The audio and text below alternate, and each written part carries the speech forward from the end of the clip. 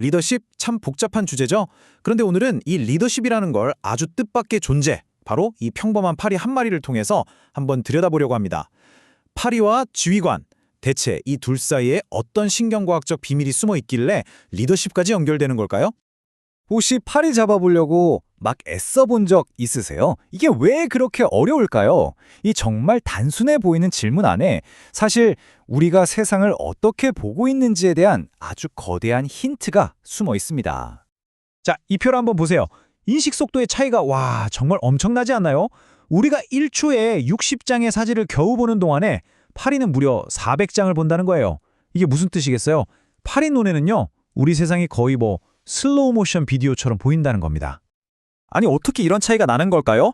이걸 설명하는 과학적인 개념이 있는데 바로 섬광융합 주파수라는 겁니다. 말이 좀 어렵죠? 쉽게 말해서 뇌의 내부 프레임 속도라고 생각하시면 돼요.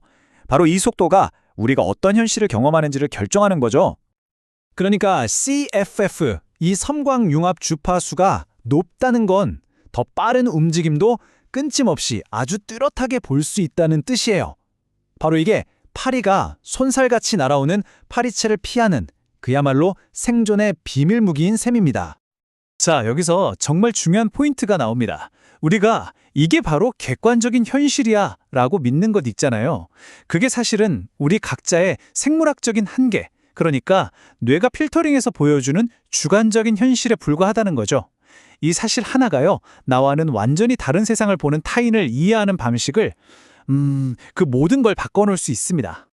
하지만 인간은 파리랑은 결정적으로 다른 점이 하나 있습니다. 아주 중요한 차이죠. 바로 우리의 뇌는 경험을 통해서 스스로를 업그레이드할 수 있다는 점이에요. 이게 가능한 이유가 바로 신경가소성 덕분입니다. 들어보셨죠? 우리가 뭔가를 계속 연습하고 경험하면 뇌의 신경 연결 자체가 물리적으로 바뀐다는 거예요.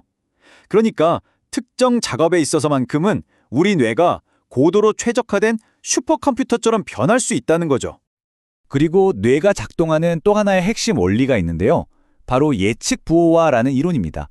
이게 뭐냐면 뇌는 세상을 그냥 수동적으로 받아들이는 스펀지가 아니라는 거예요. 오히려 끊임없이 다음엔 무슨 일이 일어날까를 예측하는 말 그대로 예측 기계에 가깝습니다. 그럼 전문가는 누구일까요? 바로 이 예측 모델이 남들보다 극도로 정교해진 사람인 거죠. 그래서 초보자는 전혀 보지 못하는 패턴을 읽어내고 몇 수 앞을 내다볼 수 있는 겁니다. 이 문장이 이 개념을 정말 기가 막히게 설명해 줍니다. 숙련된 격투기 선수는 상대의 펀치를 슬로우 모션으로 본다. 진짜로 뇌가 느리게 보는 게 아니고요. 상대가 어깨를 살짝 움찔하는 그 찰나의 순간에 펀치의 전체 궤적을 이미 예측해버리는 거예요.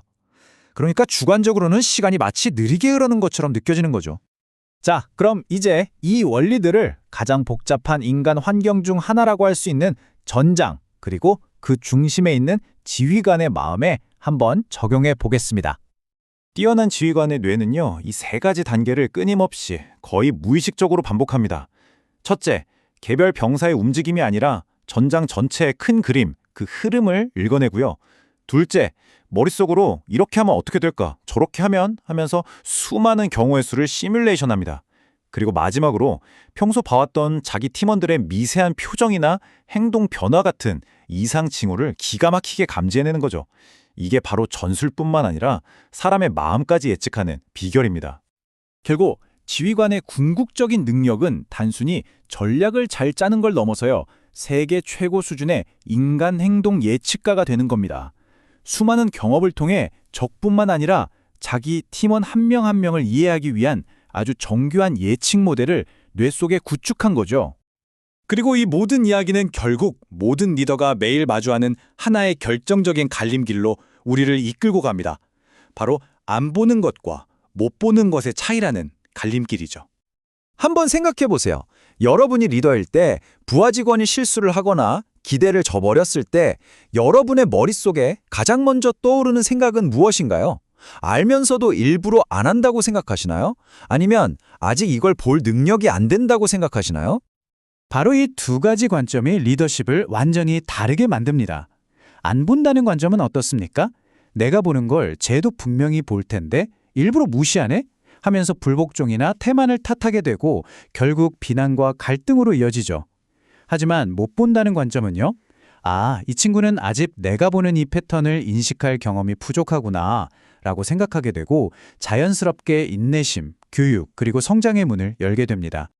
그러니까 여러분, 사고방식을 비난에서 코칭으로 바꾸는 건요, 그냥 착한 리더가 되는 그런 차원의 이야기가 아닙니다. 이게 훨씬 더 과학적인 방법이라는 거예요. 왜냐하면 이건 전문성의 신경과학을 그대로 받아들이는 거니까요. 초보자의 뇌는 아직 전문가가 보는 그 패턴을 말 그대로 물리적으로 볼 수 없다는 그 사실을 인정하는 겁니다. 자, 그렇다면 이 모든 게 꼭 군대가 아니더라도 우리 일상 속 리더십에는 어떤 의미를 가질까요? 이건 바로 공감이라는 단어를 아주 실용적인 기술로 재정의하게 만듭니다.